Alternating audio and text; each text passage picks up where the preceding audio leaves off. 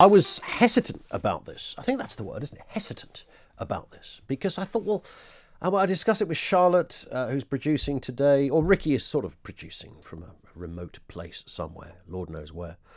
And we discussed the kind of that phrase Westminster Village, which refers to stories that are kind of interest to politicians and journalists, but really of no interest to anybody else. I wondered whether this kind of falls into that category. So we know that Mr Kane has gone.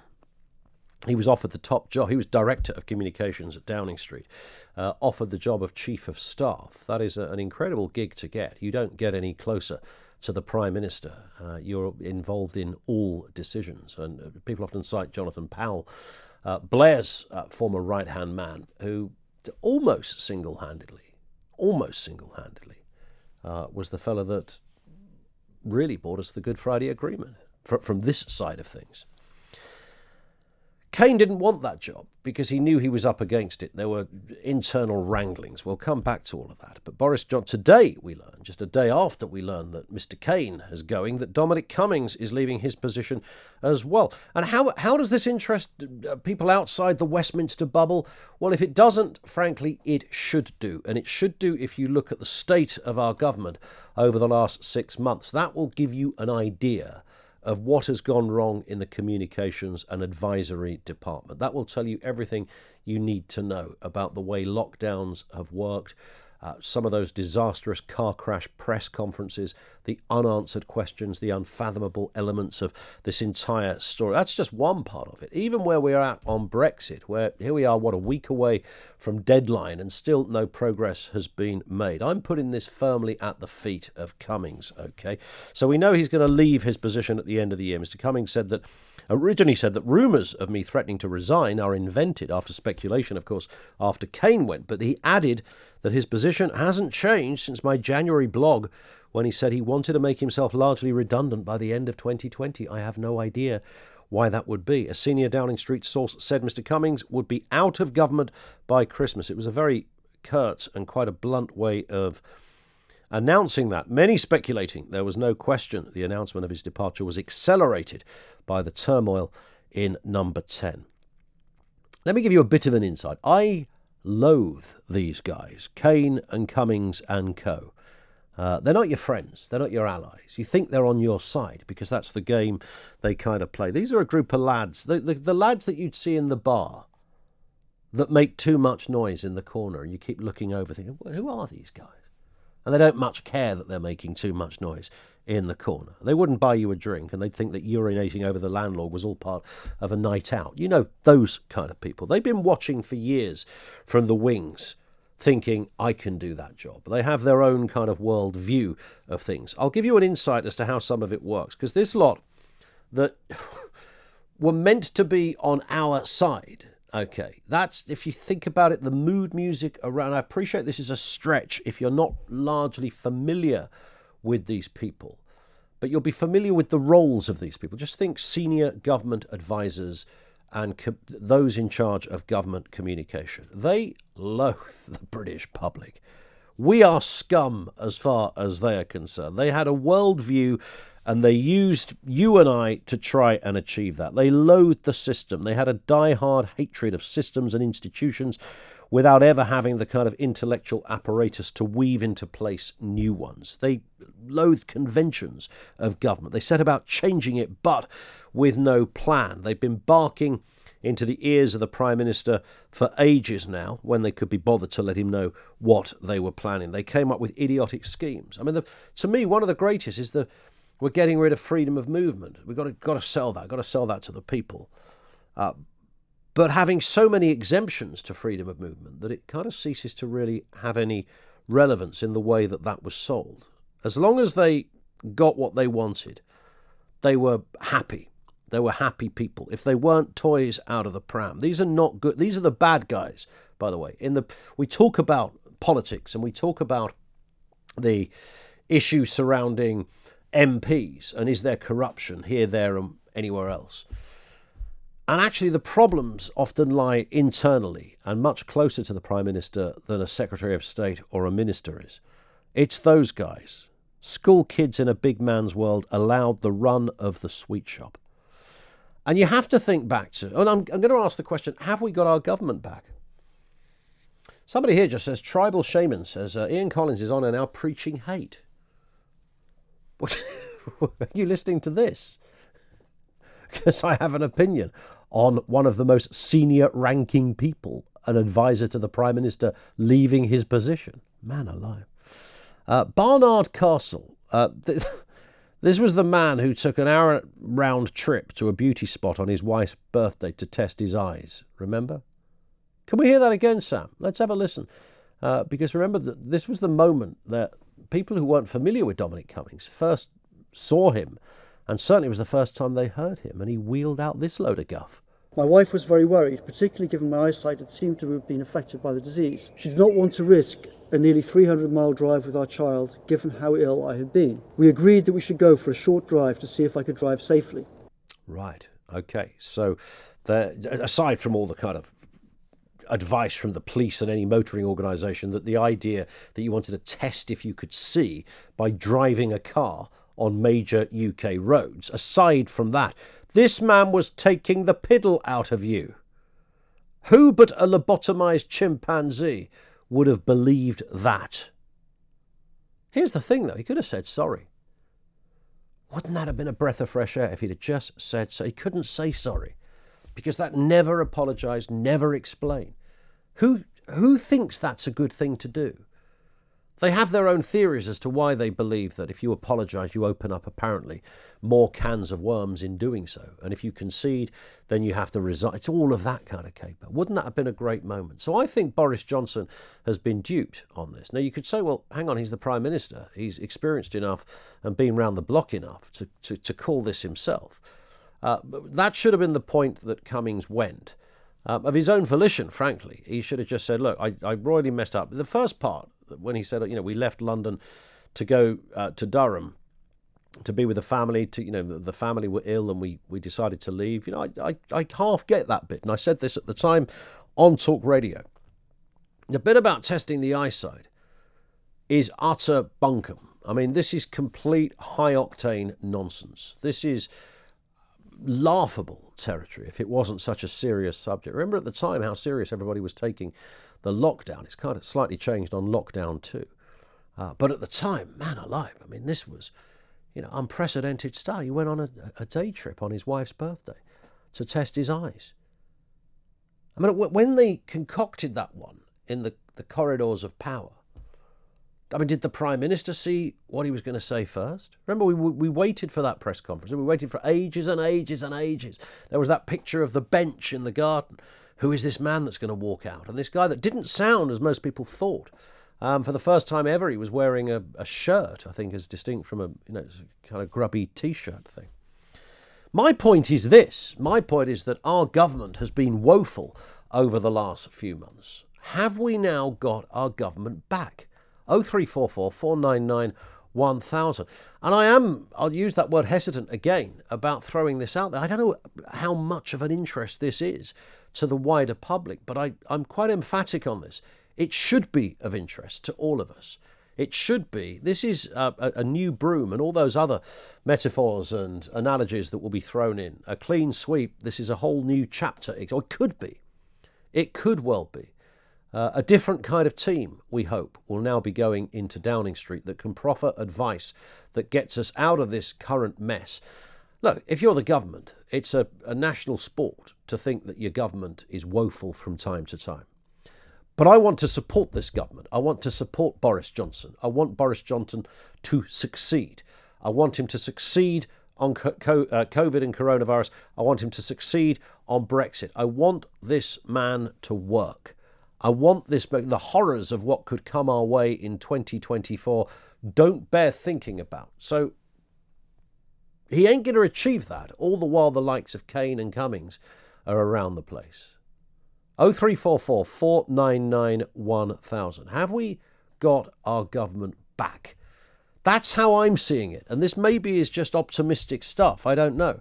But certainly the mood music at the moment appears to be that there are different advisors in there who might well be far more qualified to brief our Prime Minister. Oh, apparently the dictionary definition of hate is extreme dislike. You show extreme. Mate, I'm not talking about your mum. I'm talking about a bloke that advises the Prime Minister. Have a day off, fella. Good Lord. We could move to North Korea and not have these conversations. Oh, we'll just ignore this. We won't say bad things about people in power. Good Lord. 0344 499 1000. So how are you thinking about this Cummings chap now? Now that you know clearly he had a hissy fit of some sort. His buddy, Mr Cain, has gone.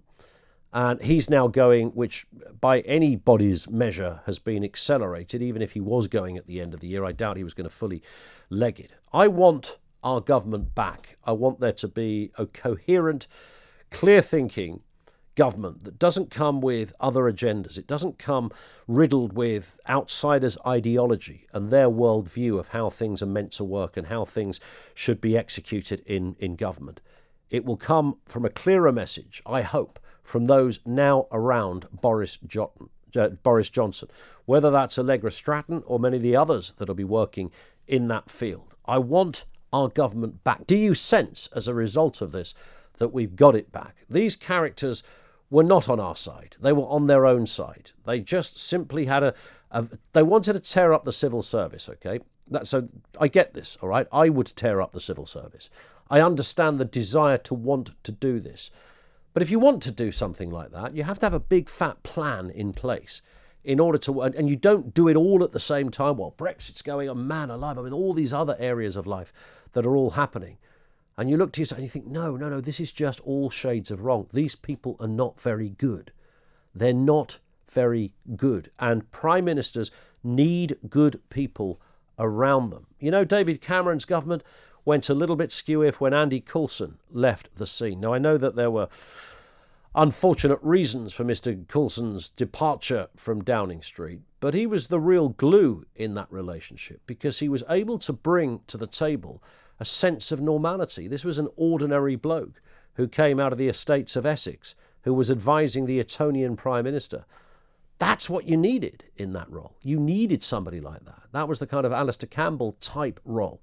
Somebody who was a bit grounded. I mean, Campbell's gone largely bonkers over the last few years. But at the time, you need that. Yeah, you've got to be firm. You've got to be solid. You've got to be absolutely bloody-minded in many respects. I know all of that as well.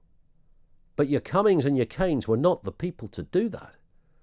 They were destructive to the Prime Minister. They were destructive. The very thing they thought they were building, they were actually slowly dismantling. But have we got our government back? Sir Roger Gale, Conservative MP for North Thanet, is with us. Sir Roger, afternoon to you. Good afternoon, Ian. Do you share that sense that we've got something back as opposed to losing something? Well, I hope we're in a position now where we're going to get something back. But I actually have to say that I rather share the view of Diane when she says, what the hell are we doing talking about this? But I come at it from a slightly different angle. We shouldn't be talking about this because Dominic Cummings should not be the story. He's a backroom man and he should not be in the position that he is in. And that's really the problem, that we are facing an enormous national crisis, probably the greatest since World War II. We are in the final throes of the negotiations with the European Union, which will determine whether or not we leave with a deal or without a deal. Those are the two absolute priorities. And yet here we are talking about backroom schoolboy squabbles in Downing Street. And I think Diane's right. But we're just struggling slightly with your line, Roger, but I'm sure we can. Are you still there? Can you hear us okay? Yeah, I can hear you. Oh, good work. Okay. Yeah, but I guess, the fact that he's become the headline, of course, is part of a wider picture of what is being seen as bad advice around the Prime Minister. And as you know better than most, senior advisors have more power than often those that sit around the cabinet table in elected positions. Absolutely. And that is why it is so important that the Prime Minister gets himself an advisor of the kind that he needs and deserves, actually. Somebody who really knows what they're doing, who understands the political game in a way that Cummings clearly doesn't or doesn't like, and is able to give the Prime Minister the right advice, the advice that he needs, telling him what he needs to hear, not what he wants to hear, as I've said before, and enabling him to do what is a very difficult job. Instead of that, it seems to me that Mr Cummings has been a deadweight round his neck since April, since the Barnard Castle affair, and the Prime Minister has spent a huge amount of political capital unnecessarily defending the indefensible. There is a sense, isn't there, that it was kind of a parallel government being run over there in Downing Street. That Mr Johnson was at the helm, and he was the man that we thought of as the Prime Minister. But in the back room, these people have become perhaps too powerful. I think that's absolutely right. The Prime Minister won the election. This is another thing, Ian, that I've heard over and over again in the last 24 hours. Oh, Dominic Cummings won the election. No, he didn't. Boris Johnson won the election. And I don't think we would have the majority that we've got in the House of Commons today if it hadn't been for Mr Johnson. And whether I like that or not is immaterial. The fact of the matter is he pulled it off. And for somebody else to be the story, for somebody else to be distracting attention from what we really need to do is simply not acceptable. And for my money, far from going on the 31st of December or whenever, he ought to be going today. Yeah. What does Boris Johnson need around him, Roger? He needs a friend. That is important. He needs a friend that he can trust, but also a friend that commands the trust of the parliamentary party in the House of Commons, a bridge builder. He needs somebody with really good political antennae. And I suspect he'll find this person in the House of Lords if he looks actually not too hard, because there are several of them.